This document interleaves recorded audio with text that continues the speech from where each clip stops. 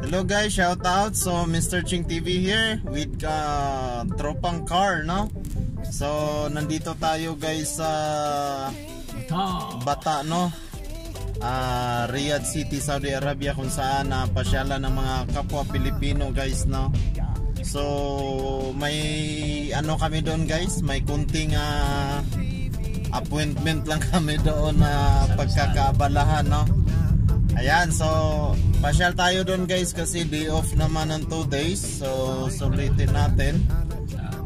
At wala naman tayong gagawin sa loob ng bahay, nagkukulong lang tayo galing trabaho, no? So see you doon guys, may importanteng bagay lang kaming kailangan tapusin doon, no? Alright.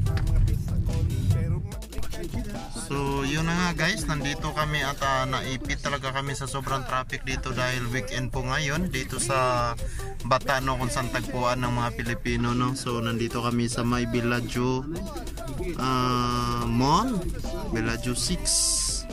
Ayan, so malapit na kami sa aming destination guys, no.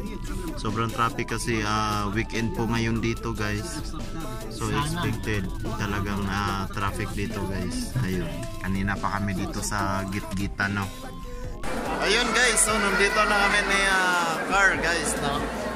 Ayan, so ang punta namin dito guys Tilimani, no. So may transaction kami dito guys na mag-open kami ng account guys, kasi dito kasi guys mag-open ka ng bank account is passport lang ang kailangan dito sa abroad.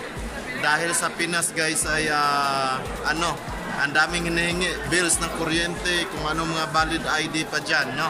So dito passport lang po, no. Alright, so punta tayo dun guys. So yun guys, pumunta kami dito sa Tilimani guys kasi mag-open account sana kami guys, no, ng bangko, kaso wala dito yung staff ng PNB. So wala, uwi na lang kami guys, no, hindi natuloy guys. Alright, so pasyal na lang dito guys, no, pasyal na lang guys konti. Dito kami sa food court guys ng Bellagio, no, Bellagio Mall. Ayan guys, sobrang daming tao dito guys, no. Ayan.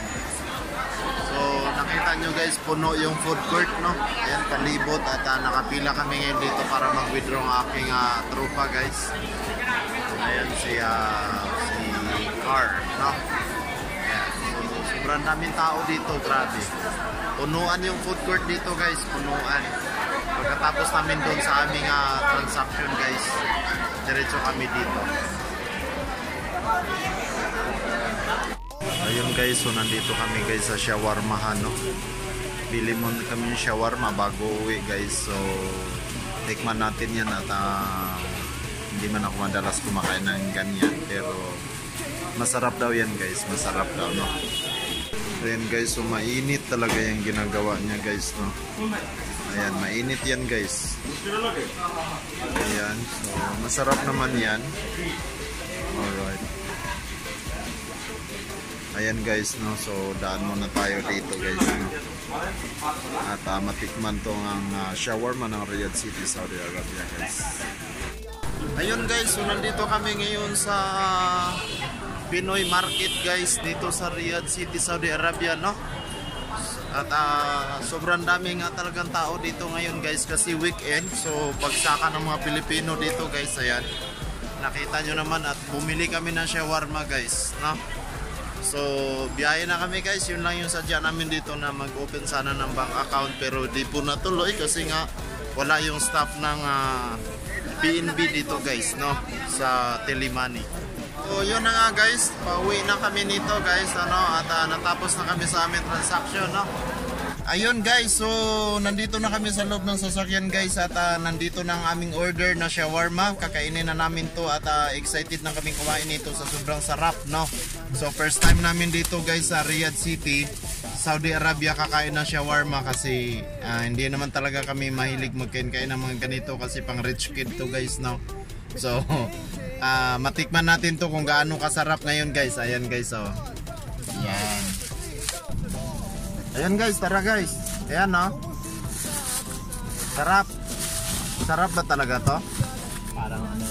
Masarap nga siya guys. Masarap ang shawarma, no. Yun na po guys. See you. like you.